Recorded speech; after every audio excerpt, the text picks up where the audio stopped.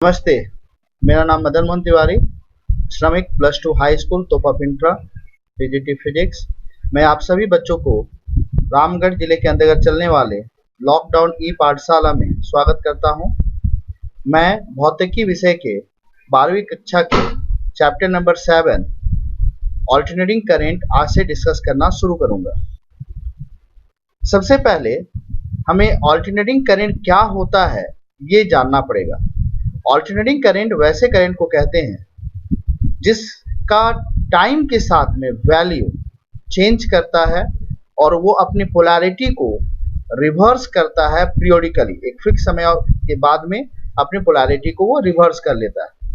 Alternating EMF क्या होगा? Alternating EMF is that EMF which continuously changes in magnitude and periodically reverse its direction. उसी तरीके से alternating current को हम डिफाइन कर सकते हैं। Alternating current is that current which continuously changes in magnitude and periodically reverse its direction. अगर आप क्लास 11वीं क्लास के सेकेंड लास्ट चैप्टर को अच्छे से पढ़े होंगे ऑसिलेशन, तो उसका हम लोग यहाँ पर वेव्स एंड ऑसिलेशंस के इक्वेशंस का यूज करते हैं। अभी मैं एक यहाँ पर डायग्राम के द्वारा जो है आपको ऑल्टरनेटिंग करंट कैसे फ्लो करता है, कैसे चेंज करता है वैल्यू को, वो दर्शाने की कोशिश करूंगा। ऑल्टरनेटिंग करंट और ऑल्टरनेटिंग ईएम दोनों को दर्शाने की कोशिश किया। एक बार आप फिर से देख सकते हैं, टाइम और एंगल दोनों के टर्म में लिखा हुआ है। तो इस तरह से करंट चेंज करता है। ये साइनसॉइडल ग्राफ है, तो E इक्वल टू हम E0 साइन ओमेगा टी लिख सकते हैं। करंट उसी तरीके से लिखेंगे तो I equal to I0 sine omega t हो जाएगा। तो ये ऑल्टरनेटिंग करंट हुआ। अगर हम कॉस के टर्म में रिप्रेजेंट करना चाहते हैं तो हमको मैक्सिमम से लेकर चलना पड़ेगा, क्योंकि t इक्वल टू 0 पे कॉस का वैल्यू मैक्सिमम होता है। Cos 0 is maximum, that is 1 हम लोग लेके चलते हैं। करंट भी वैसे ही मैक्सिमम से शुरू होगा। तो हम चाहें तो हम इसको कॉस या साइन दोनों के टर्म में हम बता सकते हैं, बना सकते हैं, बट हम लोग प्रीफर करते हैं कॉस को, ठीक है, सॉरी साइन को। साइन का टर्म लेके प्रीफर करेंगे तो उससे हमारा कैलकुलेशंस और आसान होता चला जाता है। इसमें कौन कौन सा टर्म क्या क्या चीज रिप्रेजेंट कर रहा है वो मैं एक बार आपको बता दूं। E और I जो लिखे हुए हैं, E instantaneous value of alternating EMF है, I इंस्टेंटेनियस वैल्यू है ऑल्टरनेटिंग करंट का। उसी तरीके से E0 और I0, E0 मैक्सिमम वैल्यू जो पिक वैल्यू है ऑल्टरनेटिंग ईएमएफ का, I0 मैक्सिमम या पिक वैल्यू है ऑल्टरनेटिंग करंट का।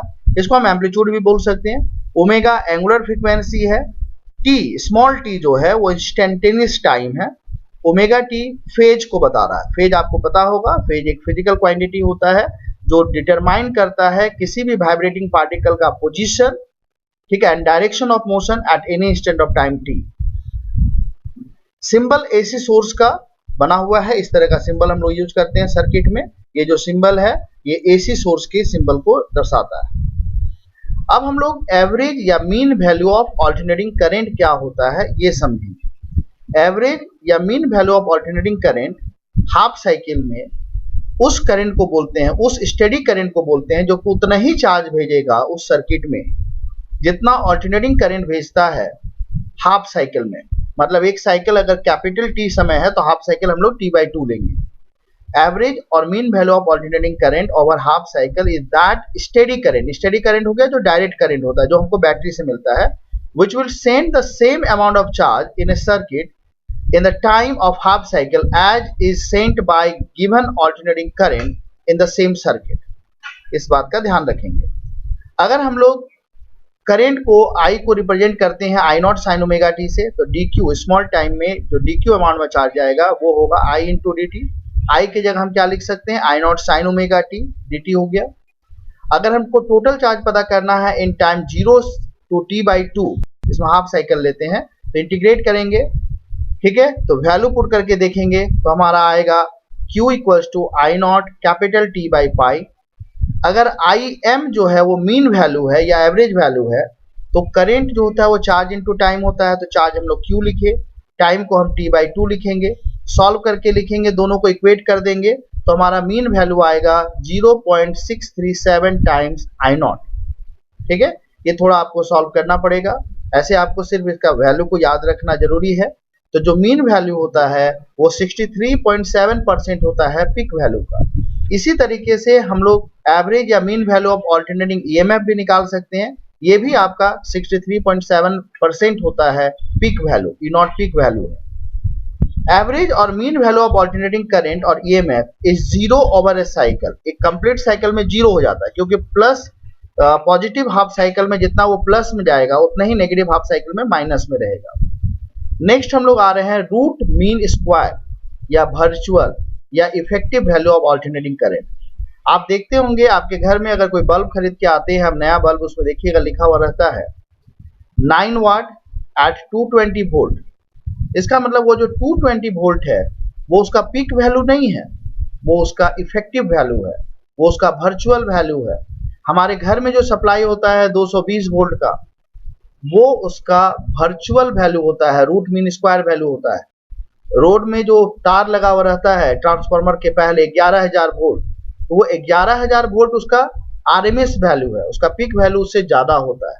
तो आरएमएस वैल्यू हम लोग बोलते हैं किसको है?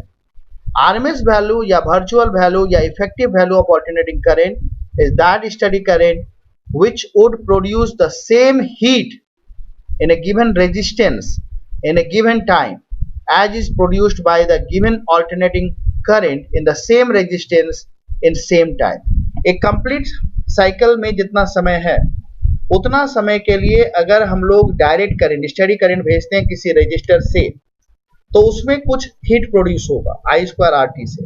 जितना हीट प्रोड्यूस हुआ उतना ही हीट प्रोड्यूस करवाने के लिए जितना हमें ऑल्टरनेटिंग करंट की आवश्यकता होगी उतना ही समय में, कंप्लीट टाइम जो हम लोग लिए थे, उस अमाउंट ऑफ डायरेक्ट करंट को, स्टेडी करंट को हम लोग root mean square value of AC कहते हैं। ठीक है, तो अब इसका अगर हम लोग डेरिवेशन करने जाते हैं, हम लोग सभी को जानते हैं कि हीट का फॉर्मूला होता है हीट एनर्जी प्रोड्यूस का आई स्क्वायर आर टी। अगर स्मॉल टाइम लेंगे डी टी तो हीट एनर्जी भी स्मॉल होगा डी एच। आई के जगह हम क्या लिखेंगे? I not sine omega T. जब वैल्यू पुट कर देंगे I square R D T तो मेरा क्या हो जाएगा? I not square R sine square omega T D T. अब कंप्लीट साइकिल में इंटीग्रेट करना है 0 से t तक, आई नॉट स्क्वायर आर बाहर हो जाएगा, sign square omega T D T का इंटीग्रेशन कंप्लीट साइकिल में 0 से t टाइम में t/2 होता है, ये याद रखिएगा। ऐसे आप इंटीग्रेट करके देख भी सकते हैं। तो ये हीट एनर्जी प्रोड्यूस हुआ। अगर आई भी जो है वो हमारा वर्चुअल वैल्यू है या आई आर एम एस लिखते हैं हम लोग रूट मीन स्क्वायर वैल्यू को, ठीक है, तब हीट एनर्जी का क्या हम लिख सकते हैं? आई स्क्वायर आर टी। दोनों को इक्वेट कर देंगे तो हमें क्या मिलेगा? आई आर एम एस या आई वी या I effective equals to I not by root two. Root two से डिवाइड करेंगे अगर 1 को तो 0.707 आता है। तो आप बोल सकते हैं कि root mean square value of alternating current is 70.7% of peak value. Peak value का सिर्फ 70.7% होता है। इसी तरीके से ऑल्टरनेटिंग ईएमएफ का अगर हम लोग रूट मीन स्क्वायर वैल्यू देखेंगे तो वो भी सेम आएगा, ठीक है, ये भी 70.7% होता है पीक वैल्यू का। कुछ चीज हमें हमेशा याद रखना है, root mean square value of alternating current और EMF can be calculated over any period of cycle since it is based on heat energy produce. क्योंकि ये हीट एनर्जी प्रोड्यूस पर बेस्ड होता है, इसलिए हम किसी भी समय पे निकाल सकते हैं। ऐसे इसमें हम 0 से t लिए, आप चाहते तो 0 से t/2 भी ले सकते थे, मगर आंसर यही आता।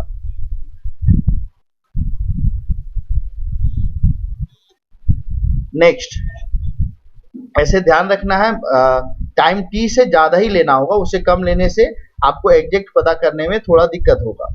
Relative values peak, virtual and mean value of alternating EMF का अगर हम लोग डायग्राम बनाते हैं तो E हो गया, यहाँ पर मैक्सिमम है E नॉट, आई ई भी हो उससे भी कम होगा और सबसे कम होगा मीन वैल्यू। मतलब सबसे ज्यादा होता है पीक वैल्यू जो रूट 2 टाइम्स वर्चुअल वैल्यू होता है, और वर्चुअल वैल्यू से कम होता है मीन वैल्यू। ठीक है, अभी आपको दिखे भी होंगे मीन वैल्यू था कितना था? 63.7% of peak value. Virtual value था 70.7% ऑफ पीक वैल्यू। ठीक है, वही चीज यहां लिख दिए हैं। मीन और एवरेज वैल्यू हो गया 0.637% ऑफ पीक वैल्यू। वर्चुअल और आरएमएस वैल्यू हो जाएगा 0.707% ऑफ पीक वैल्यू। कुछ टिप्स आपको ध्यान रखने होंगे, आगे के जो भी टॉपिक्स आपको डिस्कस करने हैं उसके लिए जरूरी होंगे। The given values of alternating EMF and current are virtual value unless otherwise specified. जब तक ये नहीं बोलता है क्वेश्चन में कि ये पिक वैल्यू है, हम अपनी मर्जी से कभी भी पिक वैल्यू नहीं लेंगे उसको। ये जो गिवन वैल्यूज होता है अल्टरनेटिंग ईएमएफ का या करंट का, ठीक है, वो वर्चुअल वैल्यू ही होता है। 220 वोल्ट एसी का मतलब उसका वर्चुअल वैल्यू 230 वोल्ट होगा। 230 वोल्ट एसी का मतलब वर्चुअल वैल्यू, आरएमएस वैल्यू उसका 230 वोल्ट होगा और उसका पीक वैल्यू होगा रूट 2 टाइम्स 230। एसी एमीटर और एसी वोल्ट मीटर जो होता है वो आरएमएस वैल्यू को रीड करता है, RMS value of alternating current और वोल्टेज को रीड करता है, ये ध्यान रखिएगा। They are called as hot wire meters, ठीक है। The scale of DC meter, जो डीसी मीटर का स्केल होता है वो लिनियरली ग्रेजुएटेड होता है, ठीक है, क्योंकि उसमें वैल्यू तो टाइम के साथ चेंज हो नहीं रहा है। मगर एसी का जो मीटर होता है वो लिनियरली ग्रेजुएटेड नहीं होता है, क्योंकि heat energy produce directly proportion I square का होता है और इसका वैल्यू जो है वो आपका करंट का वैल्यू टाइम के साथ चेंज कर रहा होता है। इसी कारण से इसको ग्रेजुअली जो है कैलिब्रेटेड नहीं किया जाता है, लिनियरली ग्रेजुएटेड नहीं किया जाता है, ठीक है। धन्यवाद। उम्मीद करता हूं कि आपको ये वीडियो पसंद आया होगा। आप इसे ध्यानपूर्वक देखें। इसके बाद के जो भी टॉपिक्स आएंगे अल्टरनेटिंग करंट में, वो सारे आपके परीक्षा के लिए बहुत ज़्यादा उपयोगी होंगे। इसे आप देखते रहिएगा ध्यान से। धन्यवाद।